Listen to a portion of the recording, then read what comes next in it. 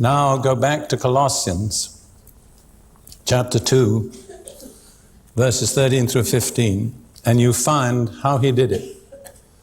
Now, I think I enjoy this because of my background in philosophy, because there are some benefits in having been a philosopher and having learned to reason.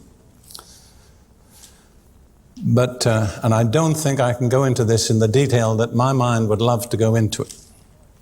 But Jesus spoiled, if you look at verse 15, he disarmed principalities and powers. Whose principalities and powers were those? Satan's, all right. The same principalities and powers spoken of in Ephesians 6:12, where it says, we wrestle not against flesh and blood, but against principalities, against powers, against the rulers of the darkness of this age, spiritual hosts of wickedness in the heavenlies. So Jesus defeated them and stripped them of their weapons. And he made an open show of them.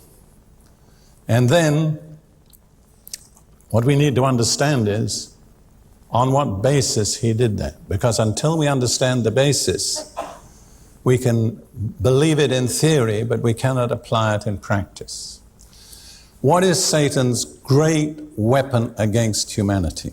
Now, you could give me many answers, but I'm only going to accept one. No, I think I heard somebody say it timidly. Guilt, that's right. Guilt. See, I'll give you a little picture, which is just out of my imagination, of something that could have happened way, way back in who knows how many ages ago. We do know that Satan, at least in the time of Job, had access to the presence of God. Because when the angels came to present themselves and give an explanation of what they'd been doing, Satan joined the throng. It's typical of him, because his attitude was, well, God, I know I made a mistake, but here I am. I'm still coming to your presence. And according to my understanding, the only person who spotted Satan was the Lord. See? Because Paul says he can be changed into an angel of light. Anyhow, then you remember that God and Satan had a discussion about Job. Are you perhaps rather glad that you weren't the person they had the discussion about? And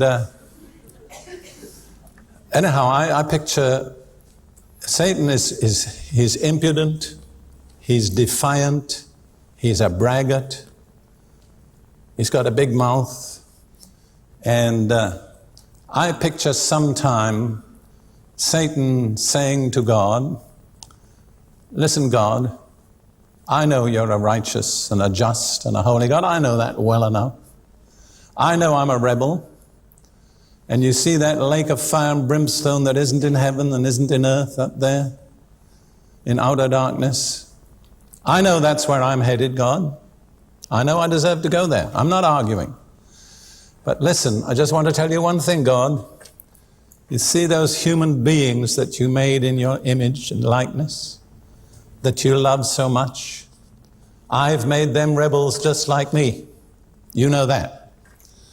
And so, God, remember this. When you send me to that lake of fire, your justice demands that you send them too. Just keep that in mind before you dispatch me and my angels there. And I picture God just keeping quiet. Sometimes the best way to deal with the devil is not to argue with him. That really hurts his feelings. If you ignore him, that really upsets him. God didn't say, but he had a plan. You know what his plan was? His plan was Jesus. And so along comes Jesus. He's the last Adam. He's totally identified with the Adamic race. And Satan goes after him and procures his death. But as he dies on the cross, he's the representative of the total Adamic race, and all our guilt is laid upon him.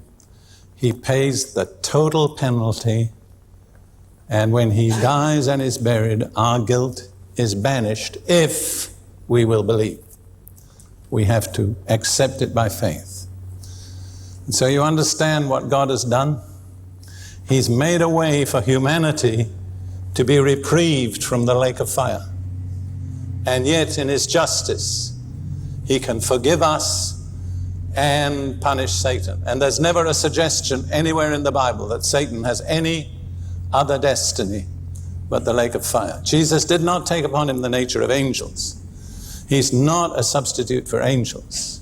He's the last Adam. He's a substitute for the whole Adamic race, but only for the Adamic race. And one of the things that I think eternity will be too short to discover is why God cared so much about the Adamic race. It's, I think, the most amazing fact in the Bible, and there's a lot of amazing facts in the Bible. If you read your Bible and never get astonished, I don't think you've understood it. It is an astonishing book. And so on the basis of what Jesus did, you understand, God can now justly punish Satan when it suits him, and justly acquit those who accept the sacrifice of Jesus on their behalf. We're not acquitted unless we avail ourselves of the sacrifice.